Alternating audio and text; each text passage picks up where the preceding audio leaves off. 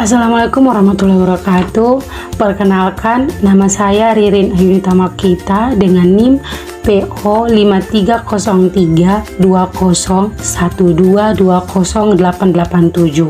Kelas tingkat 2 regular C, Prodi D3 Keperawatan Poltekkes Kemenkes Kupang. Di sini, saya akan menjelaskan tentang penyakit filariasis untuk memenuhi tugas mata kuliah Teknologi Informasi. Penyakit filariasis. Yang pertama, pengertian penyakit filariasis. Penyakit filariasis atau umumnya dikenal sebagai penyakit kaki gajah adalah jenis penyakit menular yang bersifat menaun, di mana terjadi pembengkakan di kaki.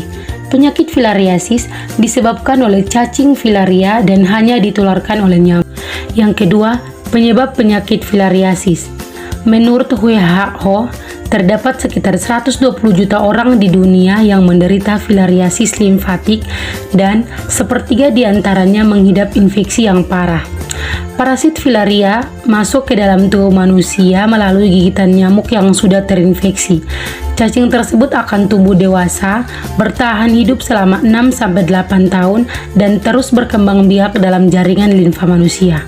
Infeksi ini umumnya dialami sejak masa kanak-kanak dan menyebabkan kerusakan pada sistem limfatik yang tidak disadari sampai akhirnya terjadi pembengkakan yang parah dan menyakitkan. Pembengkakan tersebut kemudian dapat menyebabkan cacat permanen. Kasus penyakit kaki gajah di Indonesia disebabkan oleh 3 spesies cacing filaria, yakni Walkeria bancrofti, Brugia malayi, dan Brugia timori yang ditularkan dengan perantara vektornya. Yang ketiga, tanda dan gejala penyakit filariasis.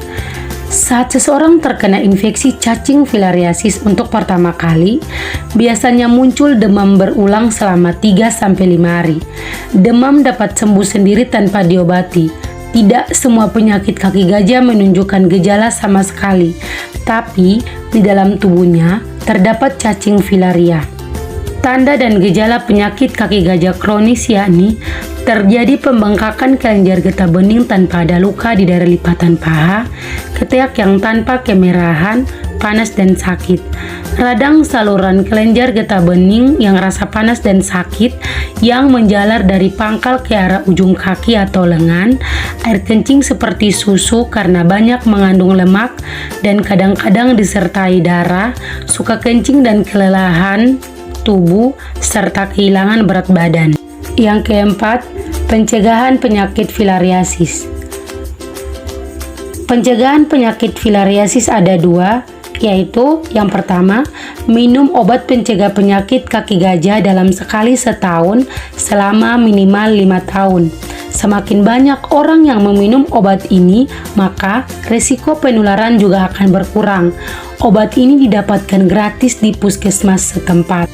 Yang kedua, menghindari gigitan nyamuk dengan cara menggunakan kelambu saat tidur, menggunakan obat nyamuk, mengoleskan obat lotion anti nyamuk, menutup ventilasi dengan kawat kasa, dan memberantas nyamuk dengan cara menjaga kebersihan lingkungan, membersihkan tempat berkembang biak nyamuk dengan 3M. Yang kelima, pengobatan penyakit filariasis.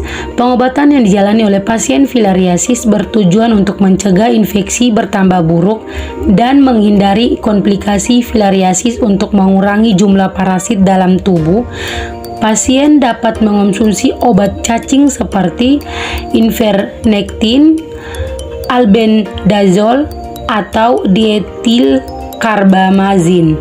Setelah diberikan obat-obat tersebut, cacing penyebab kaki gajah akan mati. Pembengkakan kelenjar getah bening pun mereda, aliran getah bening kembali lancar.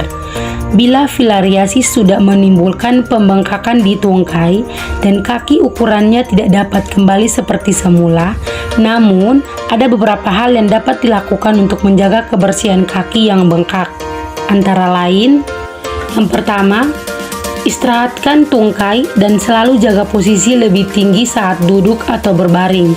Yang kedua, Gunakan stocking kompres sesuai anjuran dokter. Yang ketiga, bersihkan bagian tungkai yang bengkak dengan air dan sabun setiap hari. Yang keempat, jika mengalami luka, segera bersihkan luka dengan antiseptik. Yang kelima, gerakan tungkai melalui olahraga ringan untuk menjaga kelancaran aliran getah bening di bagian yang bengkak.